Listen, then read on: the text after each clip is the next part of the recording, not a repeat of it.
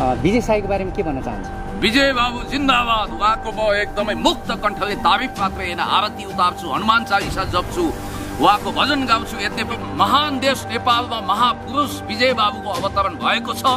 हामी सबैले जय जयकार गरौँ, भक्तिभाव गरौँ। किनभने विजय बाबु कस्तुरीले आफ्नो सुगन्ध थाहा नपाए जस्तै, हनुमानजीले आफ्नो शक्ति थाहा नपाए जस्तै तपाईमा भएको अद्भुत शक्ति महसुस गर्नुहोस्। तपाईँ खोलो, नासा तिर्खाओ, नासाको हेडक्वार्टर यहीँ आउनुपर्छ। विजय बाबुलाई B+ मात्रै दिने नेपालको बोर्ड, एसएलसी बोर्ड, यो सरासर अन्याय हो। उहाँ जब प्रशंसा मात्रै भएन, भक्तिभाव किन भएन भनेर मलाई ज्यानको धम्कीसम्म दिइयो। उहाँको आफ्नै शैली छ।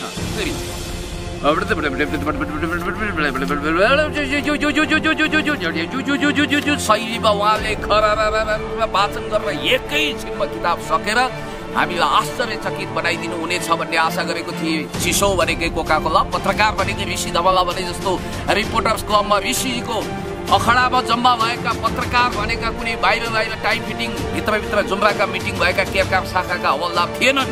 यो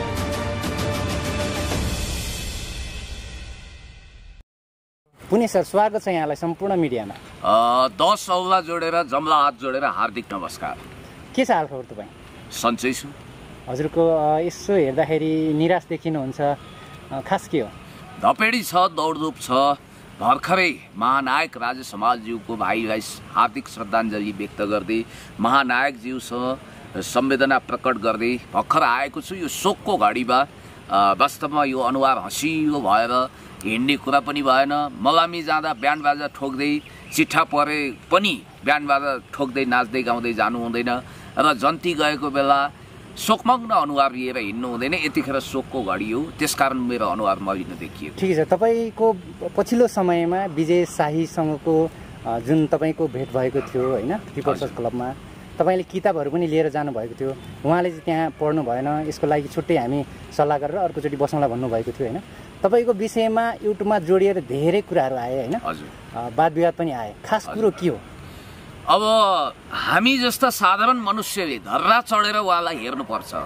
ज्ञान विशारदको क्षेत्रमा उहाँ त यति महाज्ञानी, महाध्यानी, महापण्डित राहुल संस्कृत्यायन भन्दा पनि टप विद्वान, महाकवि लक्ष्मीप्रसाद देवकोटाले पनि गुरु भेटी दिनुपर्ने टाइपको विद्वान। उहाँ आफैले दाबी गरे अनुसार संसारको सबैभन्दा उत्कृष्ट दिमाग ठहराइएको अल्बर्ट आइन्स्टाइन र स्टेफेन हकिङ्स भन्दा पनि उहाँको दिमाग छिटो चल्छ भनेर उहाँले घोषणा गर्नुभएको छ। र त्यस्तो व्यक्तित्व जो देवत्वकरण गर्न लायक छ, अस्ति मैले देवत्वकरण गरिनँ, प्रशंसा मात्रै गरेँ भनेर उहाँका भक्तजनहरूले ममाथि अरिङ्गालको गोलो जस्तो झम्टिनु हो। त्यसकारण आजभोलि मैले शब्दकोशका भक्तिपूर्ण शब्दहरू चुनी विजय बाबु जस्तो अलौकिक दिव्य पुरुष देवादिदेव महादेवको जस्तै ज्ञानको तेस्रो नेत्र उग्रिएको, संसारकै विराट ज्ञान हासिल गरेको तपाईँ हामी जस्ता साधारण मनुष्यले 10 मिनट होइन 1 घन्टा लाग्छ एउटा महाभारतको पाना मात्रै पल्टाउन, 2200 पेज पल्टाउन।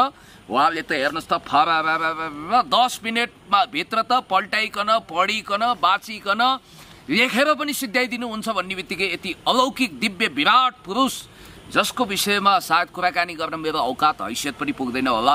म नाथे एउटा PhD स्कलर, उहाँ भनेको +2 पढे पनि त्यति बेजोड किसिमको व्यक्तित्व। सायद अब नासाले बोलाइदिएन भनेर गुनासो नगरौँ, किनभने पहिला त विजय बाबु आफैले भाकी नेउपानेजीले पनि नासाले बोलायो उहाँलाई भन्नुहुन्थ्यो, पछि फेरि नासाले बोलाएन भनेर उहाँले गुनासो गरिरहनु पर्दैन। किनभने विजय बाबु कस्तुरीले आफ्नो सुगन्ध थाहा नपाए जस्तै, हनुमानजीले आफ्नो शक्ति थाहा नपाए जस्तै तपाईमा भएको अद्भुत शक्ति महसुस गर्नुहोस्। तपाईँ खोलो, नासा तिर्खाओ, नासाको हेडक्वार्टर यहीँ आउनुपर्छ। हार्वर्ड, क्याम्ब्रिज, म्यासाचुसेट्स संसारका उत्कृष्ट युनिभर्सिटी तपाईँको निम्ति यहीँ खडा हुनुपर्छ। प्रोफेसरहरूले तपाईँको विरोधावली गाउनुपर्छ, सबैले हनुमान चालिसा जप्नुपर्छ, भजन गाउनुपर्छ, देवत्वकरण गर्नुपर्छ, आरती उतार्नुपर्छ। तपाईँ भनेको यस्तो व्यक्तित्व हामी सबैले आफूलाई एकलव्य बनाएर, उहिलेको एकलव्यले औँला गुरु भेटिदिन्थे द्रोणाचार्यलाई, तपाईँ रूपी द्रोणाचार्यलाई हामी किताबहरू उपहार दिन चाहन्छौँ र तपाईँको अमेरिकी लाइब्रेरी अफ कङ्ग्रेस अगाडि स्ट्याचु बन्नुपर्छ। तपाईँलाई लिभिङ इन्साइक्लोपेडिया घोषणा गर्नुपर्छ हार्वर्ड, क्याम्ब्रिजहरूले, र तपाईँको बारेमा intellectual constipation and literary diarrhoea भएकाले बोल्ने हैसियत राख्दैनन्। र तपाईँ कुनै रोलिङ स्टोन होइन, माइल स्टोन हो। त्यसकारण तपाईँ लटालट भव्य सफलता उन्नति हासिल गर्दै अगाडि बढ्नुहोस्। अब तपाईँको बारेमा वाहियात कुरा गर्नेहरूले न खिर्राको बोटमा जाइफल फलाउँछन् न उल्टो गङ्गा बगाउँछन्।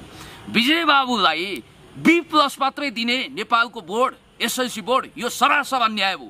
उहाँ त संसारको टपर हो। उहाँको दिमाग कसले जाँच्ने? Guinness book of the world रेकर्डको रहर गर्नु पर्दैन, किनभने त्यो गिनिज बुकवाला नाथेले उहाँको दिमागको परीक्षा नै गर्न सक्दैन।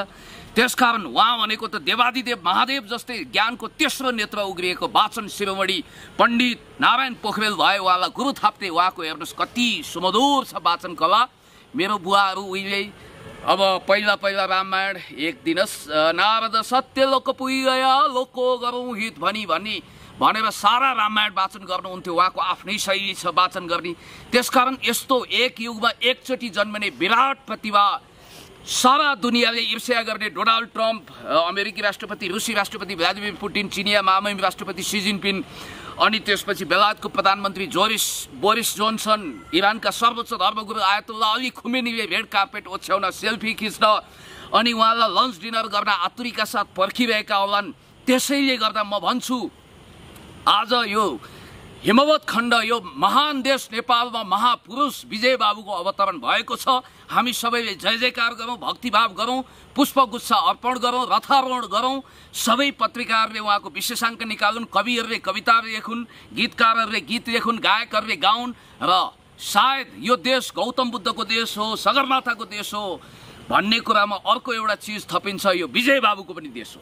सरकारले चाहिँ कसरी हेरिदियोस् जस्तो लाग्छ? विजय शाहीको लागि सरकारले चाहिँ के चाहिँ उहाँलाई होइन, जुन अहिले यो यत्रो चर्चा छ, उहाँ भाइरल हुनु भइरहेको छ, यो त विश्वमै एक नम्बरमा आउनुहुन्छ होइन? हाम्रो नेपाल सरकारले चाहिँ के गरिदियोस् जस्तो लाग्छ? कहाँ विश्वमा मात्रै, सारा universe, all over the universe, all over the world मात्रै होइन, ब्रह्माण्डभरि उहाँ जस्तो चमत्कारिक व्यक्तिको जन्मै भएको छैन भनेर हामीले यदि भन्यौँ भने त्यो अतिशयोक्तिपूर्ण हुने छैन।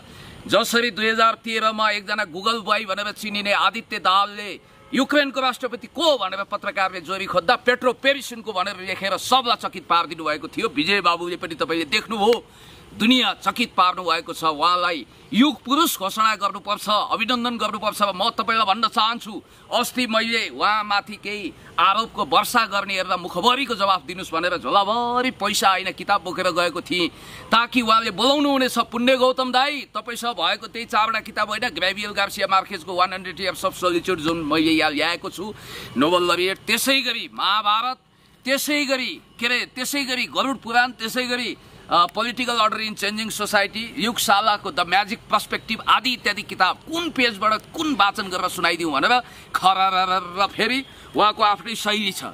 म त मन्त्रमुग्ध भएँ। वाचन शिरोमणि नारायण पोखरेलले भन्दा सुमधुर स्वरमा वाचन गर्नुभयो। मैले सायद त्यो पछ्याउन पनि सक्दिनँ होला। यसरी शैलीमा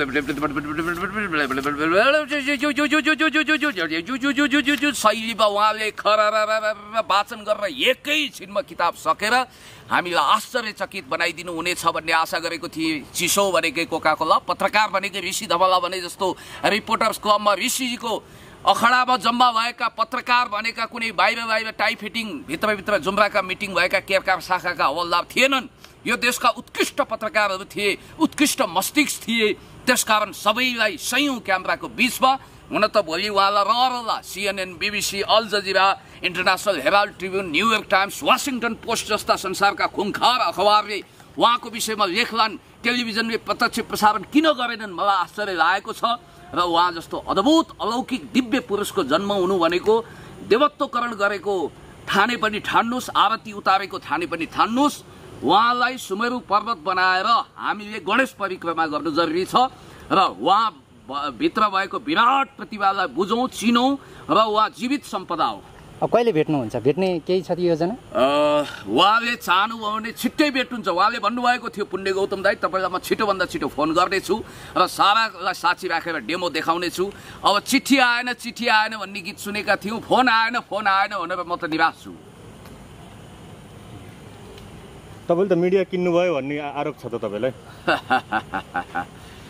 जुन मिडिया आफै बिक्रीमा छैनन्, जो मिडिया अमूल्य छन्, जसले आफ्नो मिडियालाई प्राणभन्दा प्यारो ठानेका छन्, न उहाँहरूले बिक्री गर्न राख्नुहुन्छ न मसँग किन्ने पैसा नि छ। त्यसो त म उठ्छु कि फड्का साला जता जाला उतै खाला भोग्न बकरी पिर्न सुर्ता टाइपको मान्छे होइन।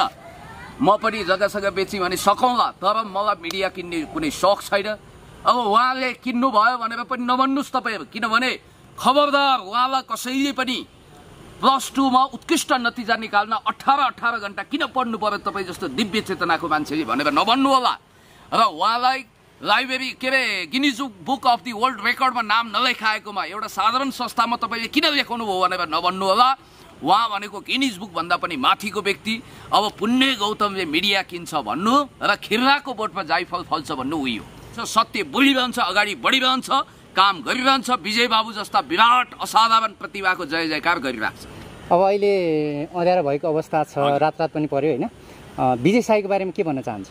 विजय बाबु जिन्दाबाद। उहाँको म एकदमै मुक्त कण्ठले तारिफ मात्रै होइन, आरती उतार्छु, हनुमान चालिसा जप्छु, उहाँको भजन गाउँछु। यद्यपि म मार्क्सवादी मान्छे हुँ, म आध्यात्मवादी होइन, भौतिकवादी मान्छे हुँ, तैपनि विजय बाबु भनेको देवादिदेव महादेव जत्तिकै अग्लो विराट, जसलाई हेर्न हामी जस्ता लसुन फुड्केहरूले धर्रा चढेर हेर्नुपर्छ।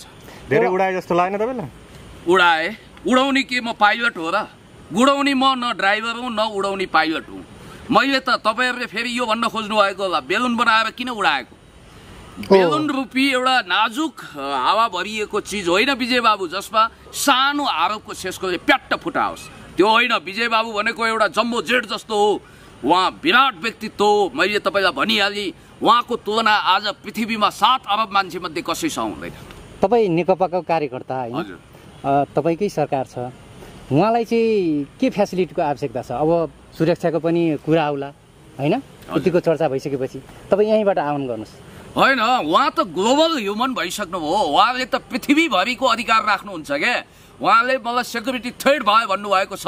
म भन्न चाहन्छु तपाईँ हामी सबैले आह्वान गरौँ, प्रेम पत्रले लेखौँ, बिन्ती पत्र हालौँ। संयुक्त राष्ट्रसङ्घको महासचिव एन्टोनियो गुटेरेसले उहाँको विशेष सुरक्षाको लागि पिस किपिङ फोर्सेस संयुक्त राष्ट्रसङ्घीय शान्ति सेना खटाउनुपर्छ। नेपालको सुरक्षाकर्मीले उहाँको सुरक्षा गर्न किन नसक्लान् भने ग्लोबल टेररिजमको आँखा उहाँमाथि नलागोस् भनेर उहाँ जस्तो विश्व सम्पदा सूचीमा दर्ज हुन लायक एउटा जीवित दस्तावेज, जीवित सम्पदालाई हामीले संरक्षण गर्नुपर्छ। तपाईँको अमूल्य समय दिनुभयो, धेरै धेरै धन्यवाद। अमूल्य त तपाईँहरूको छ, मेरो पनि मूल्य त छ, तर मेरोभन्दा ज्यादा अमूल्य तपाईँहरूको समय। करिब 15वटा मच्छडले टोक्यो, 2वटा मच्छडलाई प्याट्ट गरियो, यतिन्जेल मच्छडलाई रगत दान गर्ने सौभाग्य पनि प्राप्त गरियो। र विजय बाबु मार्फत मैले एउटा अर्को सौभाग्य प्राप्त गरेँ। आजसम्म मलाई बोले बापत कम्ती थोरै धम्की आउँथ्यो। विजय बाबु जस्तो अलौकिक महामानवको विषयमा जब मैले बोल्न सुरु गरेँ, जब प्रशंसा मात्रै भएर भएन, भक्तिभाव किन भएन भनेर मलाई ज्यानको धम्कीसम्म दिइयो र ज्यानको धम्की पाउने सौभाग्य प्रदान गरेकोमा उहाँका फ्यानहरूलाई पनि धन्यवाद।